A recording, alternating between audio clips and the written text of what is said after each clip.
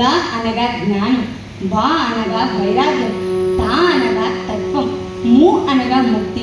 భక్తి జ్ఞాన వైరాగ్య తత్వ ముక్తి ప్రదాయకమే భాగవతం. భాగవతం ఎన్నిసార్లు విన్నా చదివినా విసికెత్తదు, ఇంకా ఇంకా వినాలనిపిస్తుంది. లోక కళ్యాణం కోసం శిశుపాల జరాసంధారి అయిన శ్రీకృష్ణ పరమాత్ముడు రుక్మిణీదేవిని ఎలా కళ్యాణం చేసుకున్నాడో ఈరోజు నేను చెప్తాను. ఒకనాడు పరీక్షిత్ మహారాజు శృంగి శాపం పొంది తక్షకుడు అనే సర్పరాజు చేత కాటు వేసి మరణించుగాక అనే శాపం పొందాడు. అది తెలుసుకున్న మహారాజు చాలా చింతించాడు. ఎవరికైతే ప్రాణభయం ఉండదండి, కానీ అందరం అంటాం, నేను స్వామి ఎప్పుడు వస్తాడా అని ఎదురు చూస్తున్నానంటాం. ఆ మాట స్వచ్ఛంగా మనసులో నుంచి రాదండి, నోటిలో నుంచి మాత్రమే వస్తుంది. ఆ క్షణం వచ్చినప్పుడు ప్రతి ఒక్కరికి తన బిడ్డలే గుర్తొస్తారు, ఆ స్వామి గుర్తుకు రాడు. అయ్యో ఆయన బిడ్డలు జాగ్రత్త బిడ్డలు జాగ్రత్త అంటారు. నీ మోక్షానికి నువ్వు చూసుకోవాల్సిన దారి మాత్రం చూడడు. ఆ క్షణం కూడా నారాయణ అనే మాట నోటి వెంట రాదు. అలాగా మహారాజు 7 రోజుల్లో మరణిస్తాడని తెలుసుకున్నాక, ఆహా ఇంకా నేను 7 రోజుల్లో మరణిస్తానా, ఇంతకాలం నా భార్య నా బిడ్డలు నా రాజ్యం అనుకున్నానే, ఇకనైనా దైవ చింతనలో గడపాలని భార్యా బిడ్డలను విసర్జించి ఒక నిర్జన ప్రదేశంలో ప్రశాంతత వాతావరణంలో సుఖ సౌనకాది మహర్షులు కూర్చుకొని పురాణ శ్రవణం చేస్తున్నారు. మహర్షులు భాగవతాన్ని చెబుతున్నారు, మహారాజు వింటున్నాడు. అలాంటి ఒక సందర్భంలో పరీక్షిత్ మహారాజు సుఖయోగేంద్రుని గాంచి ఈ విధంగా అంటున్నాడు. కళ్యాణాత్మకమైన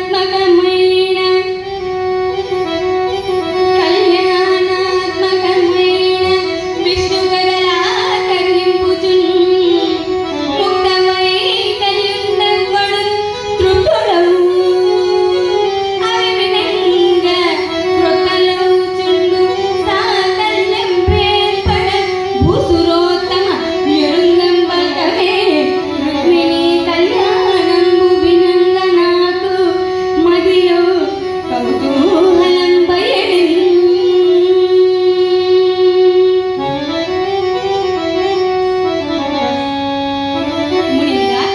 మంగళప్రదమైన భగవంతుని చరిత్రలు ఎన్నిసార్లు విన్నా చదివినా విసికెత్తదు, ఇంకా ఇంకా వినాలనిపిస్తుంది. లోక కళ్యాణం కోసం శిశుపాల జరాసంధారి అయిన ఆ శ్రీకృష్ణ పరమాత్ముడు రుక్మిణీదేవిని ఎలా కళ్యాణం చేసుకున్నాడు మీరు నాకు చెప్పండి, నేను విని తరిస్తాననే పరీక్షిత్ మహారాజు అడిగేసరికి సుఖయోగేంద్రుడు ఆనందభరితుడై ఇలా అంటున్నాడు. అనశుక యోగేంద్రుండు పరీక్ష నాలో కించయు వేగ, అనశుక యోగేంద్రుండు పరీక్ష నాలో కించయు వేగ, కనమగు రుక్మిణి వైవాహికమ కదవిన మణియను వాద, కనమగు రుక్మిణి వైవాహికమ కదవిన మణియను వాద, కదవిన మణియను వాద, కదవిన మణియను వాద.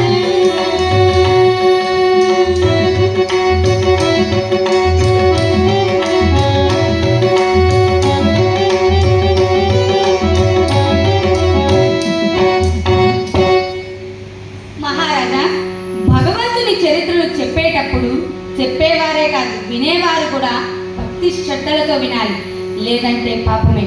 కనుక భక్తి శ్రద్ధలతో వినమని ఇలా అంటున్నాడు సుఖయోగేంద్రుడు.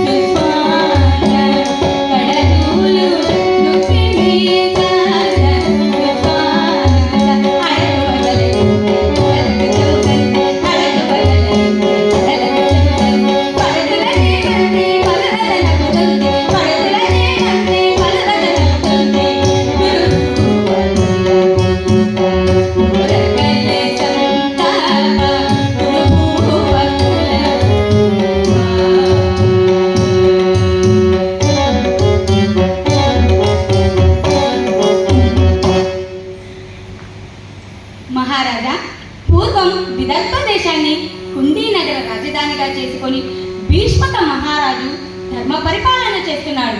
శత్రు సందుడై ప్రజలకు ఏ లోటు రాకుండా పరిపాలిస్తున్నాడు. ఆయనకు 5 మంది కుమారులు, రుక్మిరథ, రుక్మబాహు, రుక్మనేత్ర, రుక్మకేతు అనువారు. 5 మంది కుమారులు ఉన్న ఒక కుమార్తె కావాలని ఆయన లక్ష్మీదేవిని ప్రార్థించాడు. ఆ అమ్మ అనుగ్రహంతో లక్ష్మీదేవి ఆయనకు కుమార్తెగా జన్మించింది. ఆమెకు రుక్మిణి అనే నామకరణం చేశారు.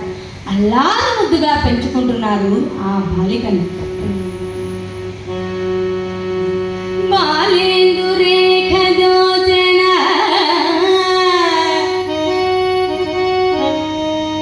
బాలేందు రేఖ దోచన లాలిదయగు అపరది కూడా ధరణి పాలుని గేహము మెరదను బాలిక జన్మించి ఎరుగ